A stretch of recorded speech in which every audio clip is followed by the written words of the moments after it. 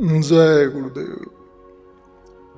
दिसंबर सन 2002, 17 और 18 तारीख को ध्यान में कुछ भी दिखाई नहीं दिया।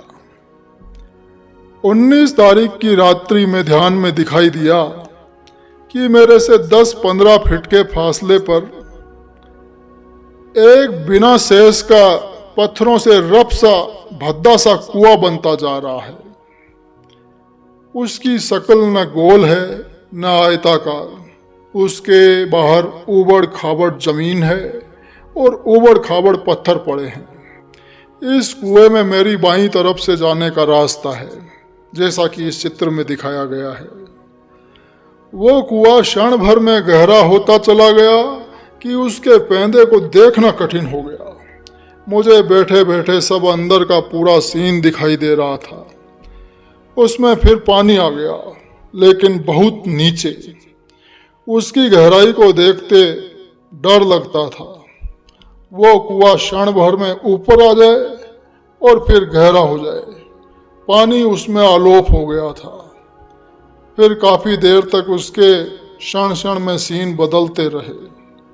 अंत में उसके बीचों बीच एक अच्छी गोल कुइया बन गई, जैसे कि सीमेंट से फिनिशिंग की हो। इस प्रकार से वो रफ कुआं क्षण भर में खाली हो जाए और फिर रेत से ऊपर तक भर जाए। इसी प्रकार उस कुइया का हाल था। मिट्टी न निकलती दिखाई देती, न भरती दिखाई देती, और न ही मिट्टी बाहर गिरती थी। यही हाल कुइया का भी था। वो भी क्षण में मिट्टी से ऊपर तक भर जाए और क्षण भर में बहुत गहरे तक खाली हो जाए, और अंत में 3-4 फुट की गहराई पर रुक गई।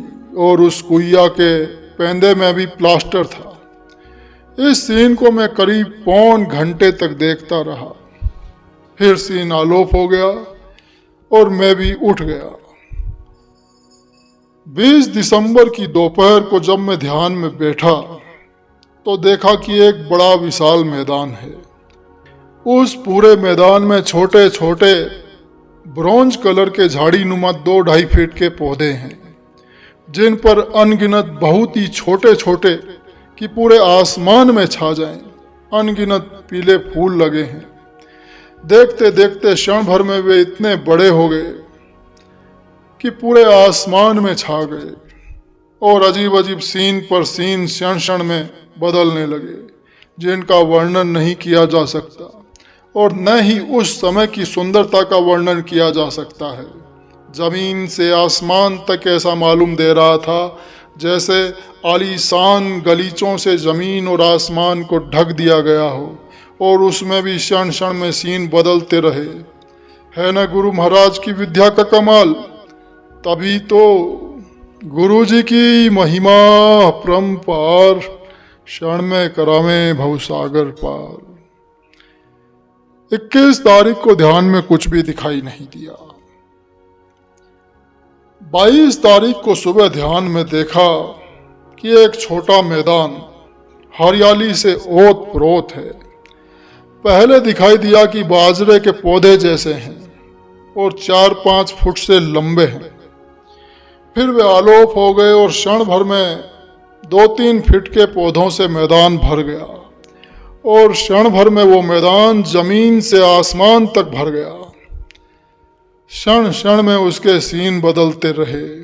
जमीन से आसमान तक अजीब किस्म की हरियाली थी, जिसका वर्णन करना अत्यंत कठिन है।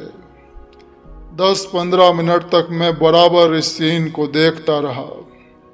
फिर मेरे बाएं तरफ से 3 बार बहुत हल्की चमक पर बहुत तेजी से आई, जो तीनों दफा क्षण क्षण भर के लिए चमकी। अगर ये चमक अपने 1000 में हिस्से की भी आती तो शायद कई सूर्य की रोशनी के बराबर होती। उसके बाद शायद फिर कुछ दिखाई नहीं दिया। 22 तारीख की ही रात में ध्यान में दिखाई दिया कि एक बड़े विशाल मैदान में मकान ही मकान बने हैं। मुझे उनकी छत ही छत नजर आ रही थी। मैं अपने आप ही ऊंचाई पर हो गया और उन मकानों के सीन क्षण क्षण में बदलते रहे। उन मकानों में भी कोई आदमी नजर नहीं आया। यह सीन चंद मिनटों तक चला। फिर कुछ देर बाद उस सैकड़ों मील लंबे विशाल मैदान और आसपास की सभी जगह छोटे छोटे रंग बिरंगे फूलों के गलीचे से भर गई। सुई की नोक के बराबर भी जगह खाली नहीं थी।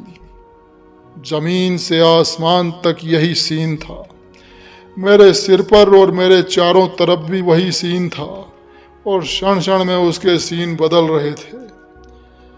फिर यह सीन समाप्त हो गया और फिर मुझसे 2-2.5 फीट की दूरी पर झाड़ू की सींग जितनी बारीक कुछ उग गया जो हरियाली लिए था।